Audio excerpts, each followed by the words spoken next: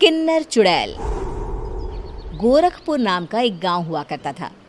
उस गांव में ज्यादा लोग नहीं रहते थे। उस गांव में एक गर्भवती विधवा औरत रहती थी। उस औरत का नाम कमला था।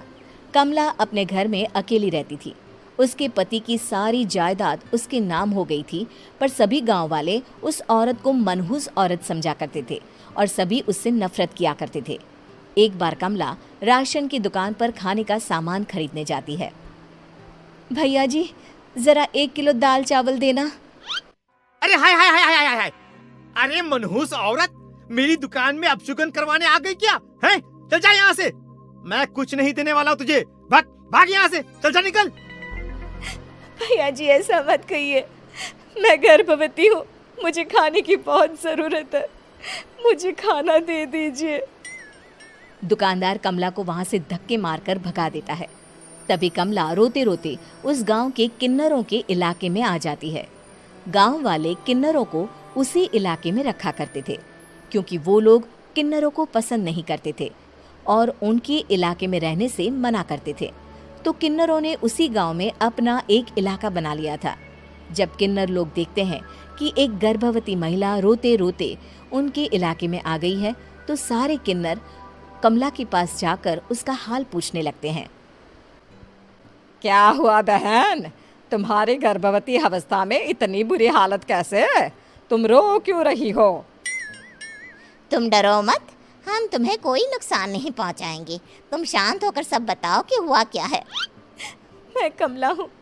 मैं गांव के दूसरे इलाके से आई हूँ। 2 महीने पहले ही मेरे पति की मौत हुई है। मुझे गांव के लोग मनहूस मानते हैं, क्योंकि मैं विधवा हूँ और गर्भवती भी। वहाँ के लोग मुझे खाने के लिए कुछ बेचने के लिए भी तैयार नहीं, जिससे मेरा गुजारा नहीं हो रहा था। कोई बात नहीं कमला, हम तुम्हारा ख्याल रखेंगे। किन्नर लोग कमला को एक खाली घर में रहने के लिए जगह दे देते हैं और उसकी देखभाल भी करते हैं। कुछ ही महीने बाद कमला अपने बच्चे को जन्म देती है, पर अफसोस, कमला बच्चे को जन्म देते ही अपनी जान गंवा देती है। जब सब किन्नर बच्चे को देखते हैं तो बहुत खुश हो जाते हैं, क्योंकि वो बच्चा भी किन्नर ही था। कमला ने एक किन्नर बच्चे को जन्म दिया था। अब इस बच्चे की देखभाल कौन करेगा? हम तो इस बच्चे को गांव के दूसरे इलाके में भी नहीं भेज सकते। और तो क्या हुआ, इस बच्चे की माँ नहीं रही तो हम इसे पालेंगे। अब ये हमारे इलाके में रहेगा, हमारे साथ रहेगा। फिर वो किन्नर उस किन्नर बच्चे को गोद ले लेते हैं, उसका नामकरण कराते हैं। उस किन्नर बच्चे का नाम शक्ति रखा जाता है। देखते ही देखते शक्ति बड़ी होने लगती है। उसके रंग रूप बहुत सुंदर थे।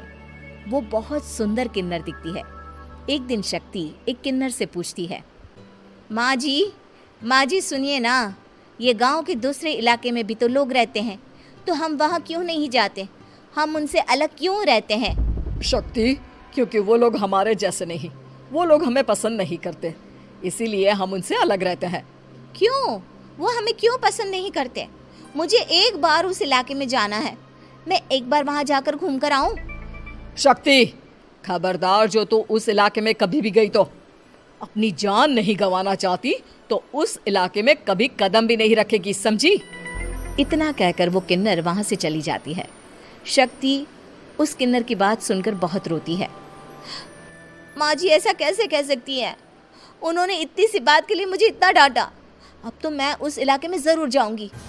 फिर एक दिन शक्ति गांव के दूसरे इलाके में चुपके से जाती है। ये लोग तो हमारे जैसे ही इंसान हैं, तो ये हमसे नफरत क्यों करते हैं? जब शक्ति उस इलाके में पहुंचती है तो गांव के सारे आदमी उसके रूप से मोहित हो जाते हैं। वो लोग ये अंदाज़ा नहीं लगा पाते कि वो किन्नर है।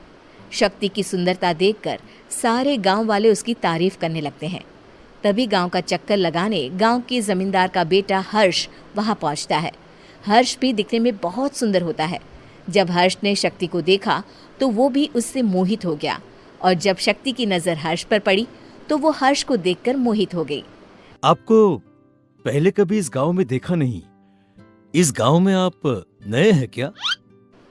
जी नहीं, वो मैं बस। तभी शक्ति बोलते बोलते रुक जाती है और मन में सोचने लगती है, अगर मैंने इनको बता दिया कि मैं दूसरे इलाके से आई हूँ तो वो समझ जाएंगे कि मैं किन्नर हूँ, इसलिए मुझे इनसे झूठ ही बोलना पड़ेगा। शक्ति हर्ष को कहती है, जी हाँ, मैं इस गांव में नई आई हूँ, यहाँ अकेली रहती हूँ। वैसे आप कौन है? आप भी इसी गांव में रहते हैं? जी हाँ, मैं इस गांव के जमींदार का बेटा हूँ। आपको किसी भी चीज की जरूरत पड़े तो आप मुझे बता देना, मुझे अच्छा लगेगा। ऐसे ही शक्ति और हर्ष एक दूसरे से रोज मिलने लगते। वो दोनों अपने प्यार का इजहार करने एक दूसरे से मिलने जाते हैं। तभी शक्ति का पीछा करते करते एक किन्नर वहां आ जाती है। शक्ति, मैं तुमसे बहुत प्यार करता हूँ। मैं तुमसे शादी करना चाहता हूँ। क्या तुम मुझसे शादी करोगी? हाँ हर्ष, मैं तुमसे शादी करूँगी, पर मैं तुमको अपने बारे में एक सच्चाई बताना चाहती हूँ जो मैंने तुमसे छुपा कर रखी है। तभी उनके बीच में ही वो किन्नर आ जाती है। शक्ति, तेरी हिम्मत कैसे हुई ऐसा करने की? वो किन्नर शक्ति को खींचकर गांव के जमींदार के पास ले जाती है। हर्ष भी वहां शक्ति को बचाने के लिए पहुंच जाता है। जमींदार शक्ति और हर्ष के प्यार के बारे में सुनकर गुस्से में आ जाता है और शक्ति को गांव के बाहर निकालने की सजा देता है। शक्ति ये बात सहन नहीं कर पाती और कुएं में कूदकर अपनी जान दे देती है। जमींदार हर्ष की शादी गांव की एक लड़की से करवा देता है, पर हर्ष इस शादी से खुश नहीं होता। शक्ति अपना बदला लेने के लिए मरने के बाद किन्नर चुड़ैल बन जाती है। अब मैं इन गाँव वालों को नहीं छोड़ूंगी, अब इनसे मैं अपने प्यार का बदला लूंगी।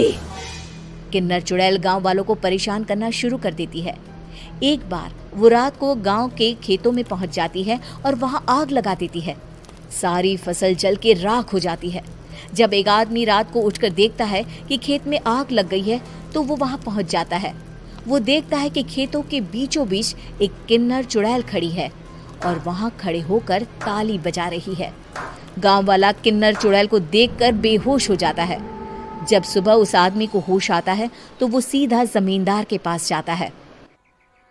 अरे जमींदार साहब, अरे वो किन्नर चुड़ैल ने मेरी सारी फसल जला दी। अब मैं क्या करूंगा? क्या होगा मेरा?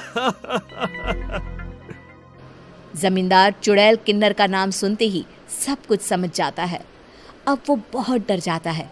उसी रात को जब जमींदार डर के मारे अपने कमरे में सो नहीं पाता, तभी वहां अचानक से किन्नर चुड़ैल आ जाती है। किन्नर चुड़ैल जोर जोर से जमींदार के आगे खड़ी होकर हंसने लगती है और ताली बजाने लगती है। जमींदार उस डरावनी किन्नर चुड़ैल को देखकर बहुत डर जाता है। तूने मेरे साथ बहुत बुरा किया, अब मैं तुझे जान से मार दूंगी। नहीं नहीं नहीं नहीं नहीं, मुझे माफ कर दो, मुझे मत मारो। मैं कभी ऐसा दोबारा नहीं करूंगा। अब तुम जो बोलोगी वही मैं करूंगा। ठीक है, मैं चाहती हूँ कि किन्नर इलाका गांव के इलाके से जुड़े और गांव का कोई भी आदमी किन्नर समाज से द्वेष ना करे, उससे नफरत ना करे, नहीं तो मैं सारे गांव को मार दूंगी। और तुम गांव में एक नया कानून बनाओ कि अगर किसी ने भी किन्नर समाज को हानि पहुंचाने की कोशिश भी करी या इनसे भेदभाव करने की भी कोशिश करी तो उनको कड़ी से कड़ी सजा मिलेगी। हाँ हाँ हाँ हाँ, मैं ऐसा ही करूंगा। तुम जो बोलोगी वो मैं करूंगा, पर मुझे जाने दो प्लीज। तब वो किन्नर चुड़ैल वहां से चली जाती है। गांव का जमींदार किन्नर चुड़ैल का कहा मानते हुए दोनों इलाकों को एक कर देता है और नया कानून भी लागू कर देता है। तब से वहां किन्नर समाज और बाकी गांव वाले शांतिपूर्वक रहने लगते हैं।